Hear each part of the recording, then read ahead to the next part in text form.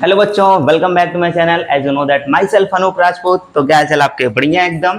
तो बच्चों आज जो है हम लोग Newton second law of motion पढ़ेंगे, जिसमें न्यूटन ने बच्चों जो फोर्स का जो फॉर्मूला था उसको डिराइव किया था, और डिराइव करने के लिए उन्होंने न्यूटन सेकेंड लॉ का जो अपना सेकेंड लॉ था उसका हेल्प लिया था। तो बच्चों न्यूटन सेकेंड लॉ के अकॉर्डिंग न्यूटन ने कहा था कि बाबू जो फोर्स होता है वो डायरेक्टली प्रोपोर्शनल था change in momentum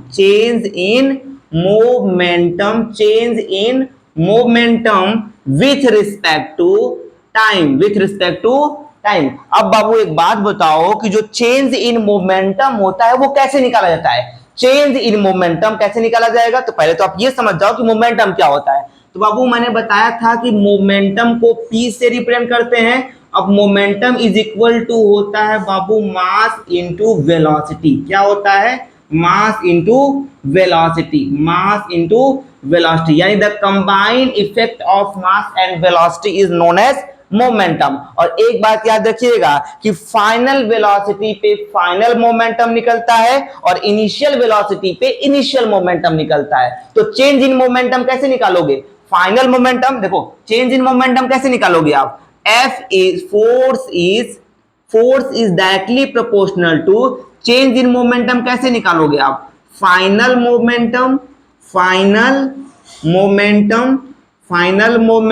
minus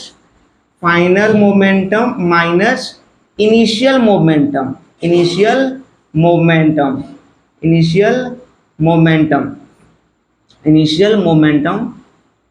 with respect to time. और एक बात का ध्यान देंगे बाबू कि जो फोर्स होता है, फोर्स को हम लोग एफ से रिप्रेजेंट करते हैं। F is directly proportional to, क्या मैं फाइनल देखो मोमेंटम को पी से रिप्रेजेंट करते हैं और फाइनल को मैं स्मॉल एफ लिख रहा हूं, मतलब final momentum minus initial momentum को मैं क्या पी आई लिख सकता हूं। P stand for momentum, I stand for initial, with respect to time को T से। अब बताओ फाइनल मोमेंटम कैसे निकालेंगे? फाइनल मोमेंटम देखो, momentum is equal to mass into velocity. तो momentum is equal to mass को m मान लो और फाइनल वेलोसिटी को v से रिप्रेजेंट करते हैं। तो फाइनल वेलोसिटी पे फाइनल मोमेंटम निकलेगा और इनिशियल वेलोसिटी पे ये देखो, इनिशियल वेलोसिटी को u से रिप्रेजेंट करते हैं, तो इनिशियल वेलोसिटी पे इनिशियल मोमेंटम निकलेगा। अब चेंज कैसे निकाला जाता है? Final minus initial. तो एक काम करेंगे, F is directly proportional to final momentum के जगह क्या मैं mv पुट कर दूं, क्योंकि फाइनल वेलोसिटी को v से रिप्रेजेंट किया जाता है। तो final momentum is equal to mass into velocity, और वेलोसिटी कौन सा रखोगे? Final velocity. इनिशियल माइनस तो माइनस, अब initial momentum is equal to mass into velocity, but कौन सी वेलोसिटी रखोगे यहाँ पे? इनिशियल वाली। तो इनिशियल वेलोसिटी को u से विथ रिस्पेक्ट टू टाइम। अब एक बात बताइए, क्या दोनों में कॉमन क्या दिख रहा है? यम कॉमन दिख रहा है, तो यम कॉमन निकाल लीजिए। तो F is directly proportional to m common निकाल लो, तो ब्रैकेट के अंदर यहां बचेगा v माइनस यहां बचेगा u और विथ रिस्पेक्ट टू टाइम। बोलिए यस और नो।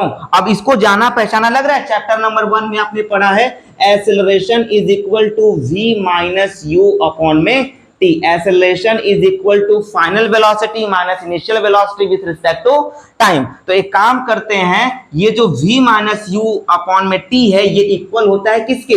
a के। तो जब आप आगे सॉल्व करोगे तो क्या मैं लिख सकता हूं क्या कि f is directly proportional to m into a। बोलिए यस और नो। जहां पे कोई साइन नहीं वहां पे मल्टीप्लाई का साइन होता है, और v minus you by T जो होता है इक्वल हो जाता है a के। तो मैंने a पुट कर दिया। और यू नो दैट बाबू, आप जानते हो कि जब भी किसी फॉर्मूले में डायरेक्टली प्रोपोर्शनल का सिंबल आता है तो उसको रिमूव करने के लिए एक इक्वल एंड एक कांस्टेंट की आवश्यकता पड़ती है। तो F is equal to, equal लगाऊंगा, इसको हटाने के लिए एक इक्वल चाहिए और एक कांस्टेंट चाहिए। तो कांस्टेंट मैंने K ले लिया और उसके बाद ये लग जाएगा हमारा M इंटू ए।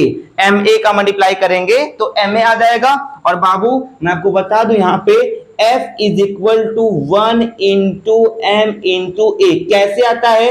K की वैल्यू होती है 1। यहां पे अगर हम मान ले K इक्वल होगा किसके, 1 के, अब 1 पुट कर दूंगा तो आप मल्टीप्लाई करोगे तो फाइनल फॉर्मूला आपके पास आ जाएगा F is equal to M into A, यानी this is the correct formula of force according to Newton second law से। जब आप डेराइव करोगे तो आपका ये फॉर्मूला निकल करके चला आएगा। आई होप आपको क्लियर होगा।